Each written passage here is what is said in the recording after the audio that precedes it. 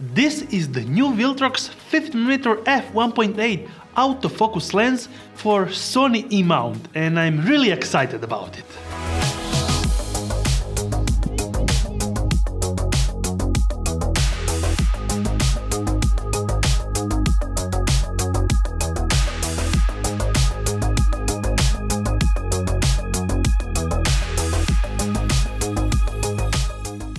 Can it beat the ZEISS 55? That's one of my favorite lenses in terms of sharpness, chromatic aberration and overall image quality in video and photo.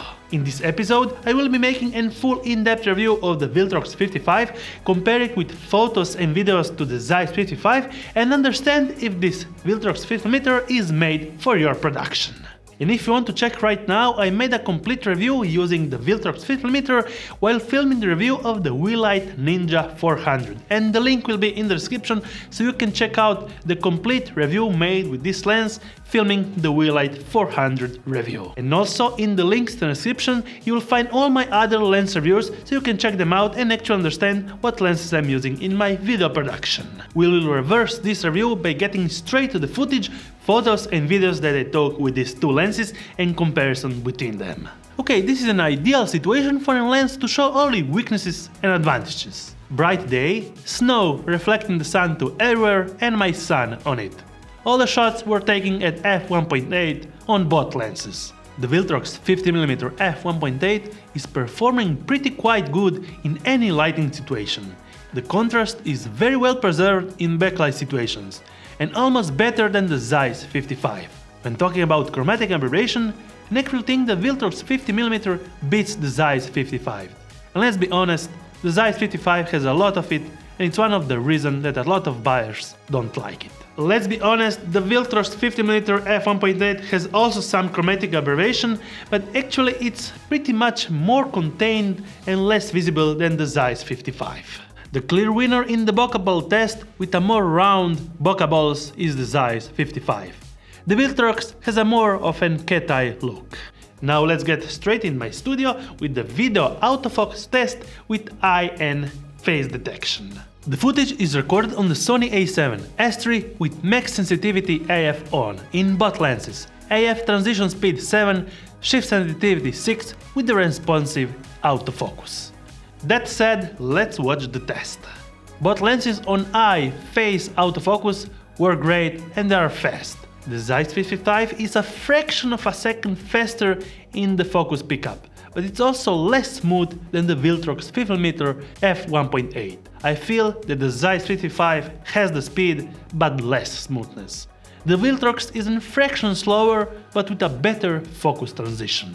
And that's mostly because the ZEISS 55 was announced back in 2013, and this is actually a new release and they took account all of the new technologies like face and eye video autofocus detection, and this is actually an older version where actually the idea of video autofocus face and eye detection was just an idea. And now we are ready to unbox this lens and actually make a spec talk. In this great big white box, you will get the lens, lens cap, lens hood, instruction manual, warranty card and holding pouch. This lens is a bit bigger than the ZEISS 55, and with the 350 grams of weight, it's around 70 grams more than the 55. A bit bigger, but not so much. The VILTROX 50mm is actually almost identical in size when compared also to the VILTROX 24mm f1.8. And yes, I have made also a review of the 24mm and the link will be in the description. The VILTROX 50mm f1.8 for E-mount has 11 elements in 10 groups. Full frame with an aperture from 1.8 to f16. Ultralight internal focusing STM focus motor. The front filter thread size is 55mm. The whole build of the lens is actually metal with a fly-by-wire focus. You have the option to put it in auto mode and select the aperture, your camera, or selecting your aperture on your lens. Just like every VILTROX lens, there is a USB-C port on the back, so you can update this lens straight from your computer when a new firmware comes out. Pretty ingenious, and I always like this feature. Even if you can rotate the aperture manually, this will always happen electronically when connected to the camera. Without connection, you are not able to just open the aperture or close it. It's a fly-by-wire thing. Let's get straight to the conclusion. Sometimes I have a hard time latching the sun hood because it has a small locking throw and you have to nail it really closely. The focus motors are quiet for any type of recording.